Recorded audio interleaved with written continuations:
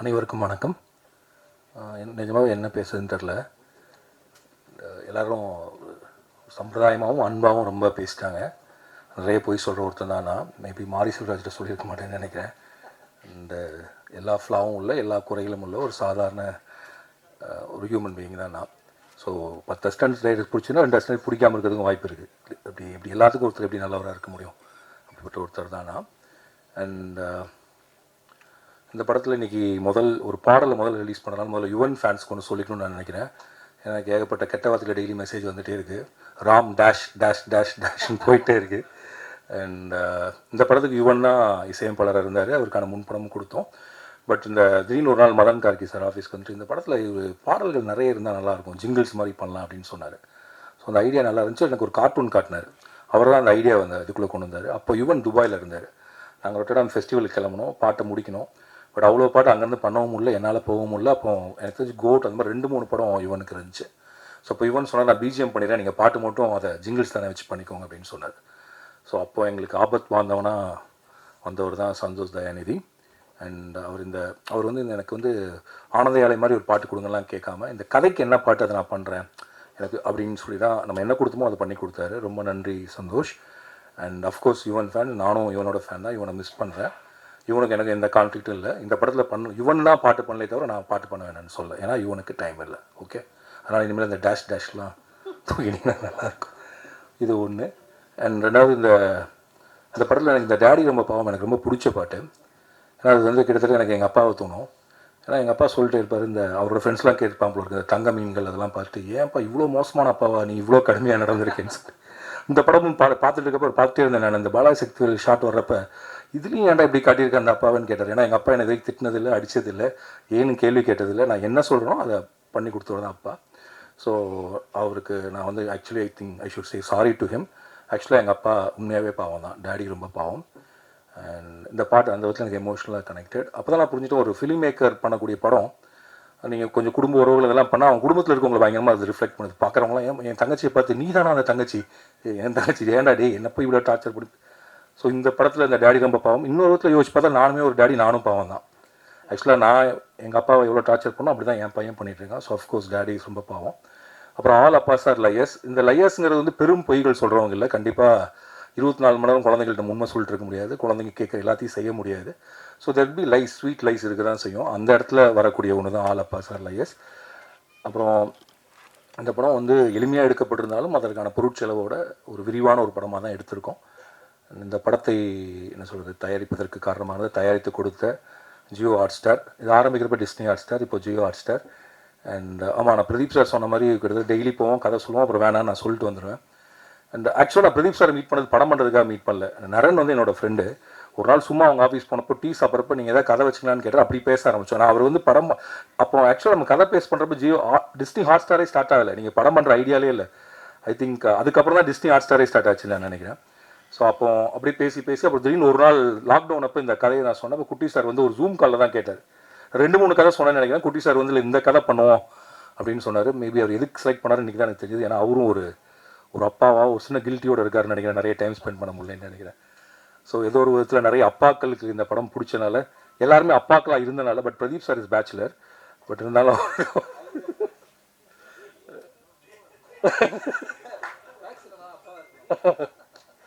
And எனக்கு hot star போகிறப்பெல்லாம் பயங்கர கம்ஃபர்டபுளாக இருக்கும். இப்போ நான் மித்த கார்பரேட் கூட போனதில்லை. ஆனால் இங்கே போனால் ஒரு குட்டி சார் எப்போதும் சிரிச்சுட்டே இருப்பார். அவர் மேலே கோவமாக இருக்காரா வருத்தமாக இருக்காரு, ஆனால் ஆல்வேஸ் ஹி ஸ்மைல்ஸ். நம்மளுக்கு அவரை பார்த்தா ஒரு எனர்ஜி வந்துடும். ஓகே, ஒரு பயங்கர ஹாப்பியான பர்சன் தான். நம்ம கம்ஃபர்டபுள். பாலா சாரை பார்த்தா எப்படி இருக்கணும், அந்த சித்தப்பா பெரியப்பாலாம் இருப்பாங்கல்ல, அவர் குரலுமே அந்த ஒரு பேஸ் வாய்ஸில் இந்த ஊர்ல எல்லாம் வந்திருப்பாங்க கிளம்பி திருநெல்வேலியிலேருந்து, அந்த மாதிரி சித்தப்பா மாதிரியா இருப்பார். And Pradeep sir is like என்ன சொல்கிறது, என்னோட க்ளோஸ் டியூட் படி. அண்ட் அவர் 7 கடல் 7 மலையிலையும் எனக்கு நிறைய கருத்துக்கள் சொன்னார். இந்த படத்துலையும் சொன்னார். எனவே பிரதீப் கேமி ஏன் இப்படி பண்ணலாமா அப்படிங்கிற இன்னொரு ஆல்டர்னேட்டிவ் ஜேர்னரை அவர் தான் புஷ் பண்ணார். நீங்கள் ஒரு ஃபீல் குட் பண்ணுங்கள், ஹியூமர் பண்ணுங்கன்னு புஷ் பண்ணி தான் இந்த படத்துக்கு வந்தோம். அண்ட் எனக்கு சிவா சாரை நானும் சிவா சாரும் சினிமாவுக்கு ஒரே வருஷம் 2007 கட்டது தமிழ் சென்னை 28. அப்போ எனக்கு சிவா சாரை தெரியும். அண்ட் நாங்கள் ஒரு படம் பல தடவை பேசியிருக்கோம். பட் அதுக்கான கதை இப்போ தான் அமைஞ்சுது. அண்ட் இந்த படத்தில் நடிக்கிறப்ப எனக்கு என்ன தோணுச்சுன்னா, நான் நிறைய ஆக்டர்ஸோடு ஒர்க் பண்ணிட்டேன். ஆனால் சிவா சார் கேமரா முன்னாடி இருக்குங்கிறது தெரியவே தெரியாது. எவ்வளோ பக்கத்தில் வச்சாலும் அந்த கேமராவை பற்றியான துளி பிரஞ்சையும் இல்லாமல் அந்த கான்ஷியஸ் இல்லாமல் பண்ணக்கூடிய ரொம்ப ஈஸியாக பண்ணக்கூடிய ஒரு ஆக்டர். அண்ட் ஆக்சுவலாக அவர் ரொம்ப ஒரு அண்டர் எஸ்டிமேட் பண்ணி அவரை நடிக்கவே மாட்டேன் பிடிவாதம் பண்ணி பல படங்கள் நடிச்சிருக்காருன்னு நினைக்கிறேன். அண்ட் இந்த படத்தில் உண்மையாகவே நான் என்ஜாய் பண்ணேன். அண்ட் கிரேஸ், நான் அவங்களை டான் கூப்பிடுவோம், ஏன்னா she really a don. She write script, she knows music, she knows to dance. ஒரு பரதநாட்டியத்தில் she did BA. And so இப்போ அவங்க ஸ்கிரிப்டும் எழுதிட்டு இருக்காங்க. அவங்களுக்கு ஹியூமர், ஈஸியாக ஹியூமர் வரும். அண்ட் ஒரு சின்ன ஒரு மிடில் கிளாஸ் குடும்பத்திலேருந்து கிளம்பி வந்து சினிமாவுக்குள்ளே நுழைஞ்சு தனக்கான இடத்த தானே உருவாக்கிட்டாங்க. ஒரு ஹீரோயினுக்குரிய எந்த விதமான என்ன சொல்கிறது, ஹீரோயினுக்கு நம்ம சொல்லக்கூடிய எந்த இதுவும் இல்லாத, ஆனால் முழுக்க தன்னுடைய நடிப்பினால் நம்மளை வசீகரிக்கக்கூடிய ஒருத்தர். நான் வந்து இந்த ஸ்கிரிப்ட் எழுதிட்டு இருக்கப்போ அப்பன் ஒரு படத்தை பார்த்தேன். அந்த அப்பனில் ஒரே ஒரு ஷாட் அவங்க ஓடி வந்து அது ஆக்டிவ் ஆகாது ஸ்கூட்டர் ஏதோ ஒன்று அதில் பின்னாடி ஏறி உட்காருவாங்க. நான் முடிவு பண்ணேன் இந்த பொண்ணு நடிச்சாலும் அந்த கேரக்டர் கரெக்டாக இருக்குன்னு பிரதீப் சார்ட்ட சொல்லி எல்லாம் சண்டை போட்டு இவங்க தான் கிட்ட அதுக்கு ஒரு 4 மாதம் நான் வெயிட் பண்ணேன் சார் இவங்களை ஓகே பண்ணுறதுக்கு. ஸோ இப்படி அப்புறம் இந்த பையனை தேடுறதுக்கு வந்து நாங்கள் முதல்ல ஒரு பையனை சரி பண்ணிட்டோம். அப்புறம் தேடி அப்புறம் இவன் கிடைச்சான். பிரதீப் சார் என் பையனை நடிக்க வைக்கணும்னு சொல்லிட்டு இருந்தார். எனக்கு அவன் வேறு படத்தில் வேணாலும் நடிக்கலாம், என்னால் என் பையனை டைரக்ட் பண்ண முடியுமான்னு தெரியல. அப்புறம் ரொம்ப செல்ஃபிஷாக ஆகிடுமோ நம்மளுக்கு ஒரு இது வேறு. அண்ட் அப்புறம் கண்டிப்பாக இப்போ இன்னொரு பையன் நடித்தானா மலையில் ஏறுலாம் சொல்லலாம், நம்ம பையன் நடிக்கிறப்ப அவன் என்ன சொல்லுவான் நம்மளன்னு தெரியாது. ஸோ அண்ட் மித்துல், அன்பு, நாங்கள் அன்புன்னு தான் கூப்பிட்றோம். அண்ட் வந்து ஒரு என்ன சொல்கிறது, அவனுக்கு நாங்கள் ஓட சொல்லி கொடுத்தோம், ஸ்விம்மிங் பண்ண சொல்லி கொடுத்தோம், வேவ்போர்ட் ஓட்ட சொல்லி கொடுத்தோம், ஃபுட்பால் ஓட சொல்லி கொடுத்தோம், நடிக்க சொல்லி கொடுக்கல. அது தானாகவே வந்துச்சு அவனுக்கு. And is very easy. அவன் ஆக்சுவலாக இப்போ என் நித்தேஷ்னு ஒருத்தர் இருக்கான், அவன் நடிக்கணும்னு ஆசை அவனுக்கு சீன் நடிச்சு காட்டணும் இல்லை இது ரொம்ப கிரிஞ்சாக இருக்குது நான் பார்த்துக்கிறேன் அப்படின்றான். ஸோ அந்த மாதிரி லைக் வெரி ரொம்ப நல்லா பண்ணான். அண்ட் இங்கே இருக்க எல்லாருமே, அப்புறம் திங் மியூசிக் சந்தோஷ் ரொம்ப தேங்க்யூ. இந்த ஆல்பத்தோடு நீங்கள் கொலாபரேட் பண்ணி இந்த ஆல்பத்து இன்றைக்கி வெளியில் வர்றதுக்கு நீங்களும் ஒரு முக்கியமான காரணம். அண்ட் இந்த மாதிரி படங்களை சப்போர்ட் பண்ணிட்டே இருங்க. அண்ட் நீங்கள் தொடர்ந்து தமிழில் நிறைய நல்ல படங்களை, நிறைய கைண்ட் ஆஃப் ஒரு ஸ்டார் பின்னாடி இல்லாமல் மியூசிக் பின்னாடி இருக்கக்கூடிய பண்ணிகிட்ருக்கீங்க. நிறைய இண்டிபெண்டன்ட் ஆர்டிஸ்ட்டுக்கு இடம் கொடுக்குறீங்க. And I'm a fan of Think Music. So அதனால் அது உங்களுடைய டீம். அவருங்க நம்ம மணி விடன்னு ஒருத்தர் இருப்பார், Mani, extraordinary team. Happy to work with think music always. And Madhan Karky sir, I want to work with you lot. Madhan Karky சாரோட ஒர்க் பண்ணுறப்ப ரொம்ப ஈஸியாக இருக்கும், லைக் நோ ஈகோ நத்திங். ஆனால் என்னென்னா கரெக்டாக டயத்துக்கு வருவார், டயத்துக்கு போயிடுவார். அது போதாது, ஏன்னா பிகாஸ் ஈ ரன்ஸ் ஒரு அது சரி அதை வரைய சொல்லுவார் நினைக்கிறேன். Is doing a dream project. So அதுக்காக வேலை பார்த்துட்டு இருக்காரு. அதுக்கு நடுவில் வந்து ஆனால் அதுக்கு நடுவில் நான் டார்ச்சர் பண்ணி இப்போ டெய்லி ஒரு பாட்டு மாற்றிட்டே இருக்கேன், லிரிக்ஸை இதை மாற்றி கொடுங்க சார், அதை மாற்றி கொடுங்க சார்னு சொல்லிட்டு. Thanks Madan sir. அண்ட் மைனா, இந்த ரஞ்சித் சொன்னார் இந்த படத்தில் இவங்க அறிமுகமாகறாங்க. இவங்க வந்து கூழாங்கல்ல அசிஸ்டன்ட் டைரக்டர் வேணி, இப்போ வினோத்ராஜ் கூழாங்கல்னுடைய அசிஸ்டன்ட் டைரக்டர். அதில் அவங்க நடிக்கணும்னு ஆசை. ஸோ இப்போ இந்த படத்தில் நடிச்சிருக்காங்க. எனக்கு தெரிஞ்சு இவங்க நிறைய படங்கள் நடிப்பாங்கன்னு நம்புகிறேன். ரொம்ப இவங்களும் இந்த பையன் மாதிரி தான். She is very easy before the camera. She acts like just like that நடிக்கிறவங்களா இருப்பாங்க. பொறாமையாக இருக்கவங்களெல்லாம் பார்த்தேன். ஆக்சுவலாக இந்த செட்டில் நான் ரொம்ப ரிலாக்ஸ்டாக இருந்தேன். ஏன்னா இந்த செட்டில் எல்லாருமே நடிகர்களாக இருந்தாங்க. ஸோ நம்ம வேலை ரொம்ப கம்மியாக இருந்துச்சு. லைக் ரொம்ப சிம்பிள் ஸ்டேஜிங் பண்ணி எடுத்துகிட்டா போகுங்கிற மாதிரி இருந்துச்சு.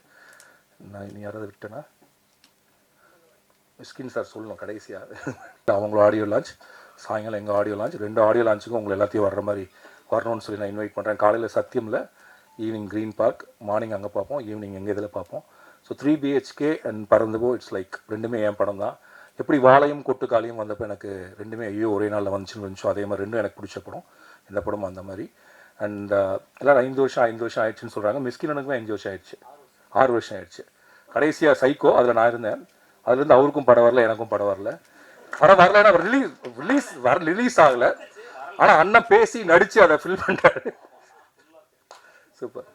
அண்ட் பண்ண அண்ட் எனக்கு எப்போல்லாம் ஒரு மன தளர்ச்சி இருக்குமோ, இல்லாட்டி ஒரு கண்டிப்பாக டைம்னஸ் இருக்கும் நம்மளுக்கு, இது அந்த பிரச்சனையை எப்படா ஃபேஸ் பண்ணுறது, ரொம்ப டிப்ரெஸ்டாக இருக்கப்போ நான் வந்து போகிற இடம் வந்து மிஸ்கின் ஆஃபீஸ். அவர் பார்த்தா எனக்கு வந்து தினேன்னு தெரியல ஒரு உற்சாகம் வந்துடும். ஏன்னா கொஞ்சம் அவர்கிட்ட எங்கள் தாத்தாவோட சாயல் இருக்கும். தாத்தானா வயசில் சொல்ல சாயலில் அந்த பெரிய ஒரு பலூன், எங்கள் தாத்தா எனக்கு சின்ன வயசு ஞாபகம் இருக்கு. ஒரு இல்லை பலூன் தூக்கிட்டு எனக்கு இந்த ஞாபகம் இருக்குது. பலூன் எடுத்துட்டு எங்கள் தாத்தா ஒருத்தர், அந்த தாத்தாவோட ஞாபகம் அப்படியே இருக்குது. இவரை பார்த்தா எனக்கு அவர் அந்த பலூன் கொண்டு வந்து அந்த தாத்தா மாதிரியே இருக்கும். அண்ட் அவர் நல்லா ஹக் பண்ணுவார், உங்கள் கையை பிடிச்சிக்குவார். அந்த ஒரு பாடி டச், அந்த அவர் கொடுக்கக்கூடிய அந்த உடலின் சூடுங்கிறது உங்களுடைய இதுலேருந்து கொடு. அதே தான் Siddharth is my close friend. And இப்போ மிஸ்கின் அண்ணன்கிட்ட ஒரு மாதிரினா சித்தார்த்தை வந்து நம்ம எப்போ வேணாலும் கால் பண்ணாலும் ஃபோன், எனக்கு தெரிஞ்சு நான் ஃபோன் பண்ணால் ஃபோன் எடுக்கிற ஒரே ஆர்டிஸ்ட் அடுத்த கால் சித்தார்த்து நினைக்கிறேன். Next call. அண்ட் ஒரு ரொம்ப பெரிய பிரச்சனை உடனே கிளம்பி வரக்கூடிய அளவுக்கு ஒரு நண்பர். அண்ட் எல்லா படத்துலையும் நான் வந்து பாடுங்கன்னு சொன்னால் வந்து பாடிட்டு போகிறதுக்கு அதுவும் ஒரு காரணம். அண்ட் மாரி செல்வராஜ், ரஞ்சித், மீராவோட ஹபீபி நான் பார்த்தேன் தமிழ் சினிமாவில். நான் இது உண்மையாகவே சொல்கிறேன், அன்பு பிரியத்தினெல்லாம் சொல்ல. அப்படி ஒரு இஸ்லாமிய வாழ்க்கையை, இஸ்லாமிய ஊரை இது வரைக்கும் யாருமே காட்சிப்படுத்தவே இல்லை. ஹபீபி வர்றப்ப தமிழின் முதல் தமிழ் இஸ்லாமிய படமாக அது இருக்கும். அண்ட் அப்படி அதை பிரித்து சொல்கிறது வந்து அவங்க பிரித்து சொல்கிறதுக்காக சொல்ல, ஏன்னா அப்படி ஒரு ஸ்லாங் இருக்குது, அப்படி ஒரு லைஃப் ஸ்டைல் இருக்குது. அவங்க தமிழை இந்த மொழியில் பேசுவாங்கிறதே அவங்களுக்கு தெரியாது. ஸோ கிட்டத்தட்ட அவர் ஊரில் இருந்து, எனக்கு தெரிஞ்சு மீராவுடைய பெஸ்ட் அண்ட் ஃபஸ்ட் ஃபிலிமே தான் அவர் ஊரில் அவர் வாழ்ந்த வாழ்க்கையிலேருந்து ஒரு படத்தை எடுத்துகிட்டு வந்துட்டார். அண்ட் அது மீரா வந்து ஆக்சுவலாக ட்ரெய்லரே அப்படி சொல்லலாம். மீரா டேக்கிங் அவரோட ஊரை நமக்கு அறிமுகப்படுத்தி வைக்கிறார், தான் ஹபீபி. அண்ட் ஹபீபி நம்ம எல்லார் மனதையுமே அப்படியே என்ன சொல்கிறது இணக்கமாக நம்மளை கொண்டு போவோம். And it will introduce a new slang, new life style to Tamil cinema. Thank you Meera for Habibi. And so Meera அதனால சொன்ன இன்னும் நிறைய நல்ல படங்கள் நான் பார்த்துருக்கேன், அது தொடர்ந்து வரும்னு நான் நினைக்கிறேன். அண்ட் மிஸ்கின் அண்ணன் thank you sir, Bala sir, Kutty sir, Pradeep sir, marketing ma'am Abhilasha ma'am, and வந்திருக்க எல்லாத்துக்கும் நன்றி. அண்ட் மீடியாவுக்கு ரொம்ப நன்றி. And thank you. இதுக்கு மேலே வேறு ஏதாவது சொல்லணுமா?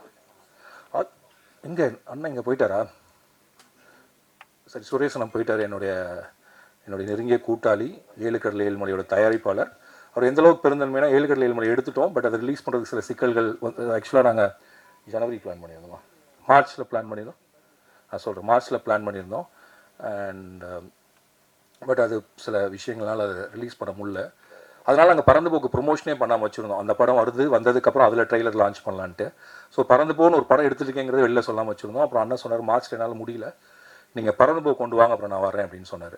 இதை எல்லா ப்ரொடியூசரும் சொல்லுவாங்களான்னு எனக்கு தெரியல. ஒரு பிரதராக, நண்பராக, ஒரு கூட்டாளியாக இருக்கிறனால அது சொன்னார். அவருக்கு ரொம்ப நன்றி. அண்ட் அதுக்கப்புறம் இந்த படத்தினுடைய எடிட்டர் முதல்ல பேசினார், விஎஸ் மதி. அவர் டைரக்டராகவும் வந்தான். எங்கூட வந்து பேரன்பு வந்து சூரிய பிரதமன் தான் எடிட்டர், வாழைக்கும் சூரிய பிரதமன் தான் எடிட்டர். அவனும் என் அசிஸ்டன்ட் தான். அவன் கடைசியில் டைம் இல்லாதப்போ செல்வத்தில் ஃபோன் பண்ணிட்டு, எனக்கு யாராவது ஒருத்தர் வேணும், இந்த ஏதோ ஒரு கியூபுக்கு கொண்டு போனுங்கிறப்போ ஒரு பையன் இருக்கா சார், அனுப்பி விட்டான். அப்போ மதி வந்தான். அன்னையிலேருந்து இன்றைக்கி வரைக்கும் என் கூடயே தான் இருந்துட்டுருக்கான். அவனுக்கு கல்யாணம் ஆகிடுச்சு. முதல்ல அவங்க அப்பா கேட்டார் எப்போ சார் படம் வரும்னு. அப்புறம் அவங்க அம்மா கேட்டாங்க, இப்போ அவங்க மாமனார் கேட்டாங்க, அப்புறம் உங்கள் ஒய்ஃப் கேட்டாங்க. படம் வருது, உங்கள் அப்பாட்ட சொல்லிடுங்க, ஜூலை 4 அவர் மருமகன் எடிட் பண்ண படம் வருது.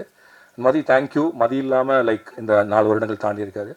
மதி தான் லைக் இந்த படத்துடைய கிட்டத்தட்ட இன்னைக்கு நைட் ஃபுல்லாக தூங்கலை, ஏன்னா இங்கே ரிலீஸ் பண்ண எல்லாத்தையும் தான் ரெடி பண்ண, அதனால தான் கண்ணு வந்திருக்கு, மற்றபடி வேறு எதுவும் இல்லை. மாதிரி thank you. And cameraman sir Ekambaram sir. And Ekambaram sir இன்றைக்கி இல்லை, ஷூட்டில் இருக்கார். வழக்கம் போல் எல்லா கேமராமேன் பிஸியாக இருக்க மாதிரி தான் அவரும் இருக்கார். அதனால் கலர்லாம் நம்மளே பண்ணிக்கிறோம், டிஐலாம். அப்புறம் இந்த படத்தை ஜூலை 4 திரைக்கு கொண்டு வரக்கூடிய ரோமியோ பிக்சர்ஸ் மிஸ்டர் ராகுல், அவருக்கு படம் ரொம்ப பிடிச்சிருந்துச்சு. இது வரைக்கும் என் படத்துக்கு வந்து ஒரு பெரிய ரிலீஸ் அப்படிங்கிறது கஷ்டப்பட்டே இருப்பேன். ஃபஸ்ட் டைம் என் கூட ஒரு கரெக்டாக ரிலீஸ் பண்ணக்கூடிய ஒருத்தர் கிடச்சிருக்காரு. And I hope you will take the proper theatres, will come to the proper screen நம்புகிறேன். அண்ட் அவர் அது மட்டும் இல்லாமல் அவர் இந்த படத்தை பார்த்துட்டு கொடுத்த வேர்ட்ஸ், அவர் கொடுத்த சப்போர்ட், அதுக்காக அவர் எடுத்துக்கிட்ட அந்த எக்ஸ்ட்ரா எஃபர்ட், அது எங்க எல்லாத்துக்குமே ஒரு புதிய உணர்ச்சியை கொடுத்துச்சு.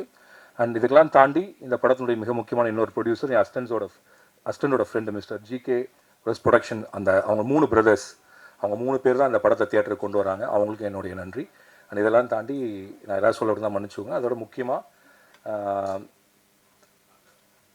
அஞ்சலி வரப்போ அஞ்சலி சொல்லிக்கலாம்.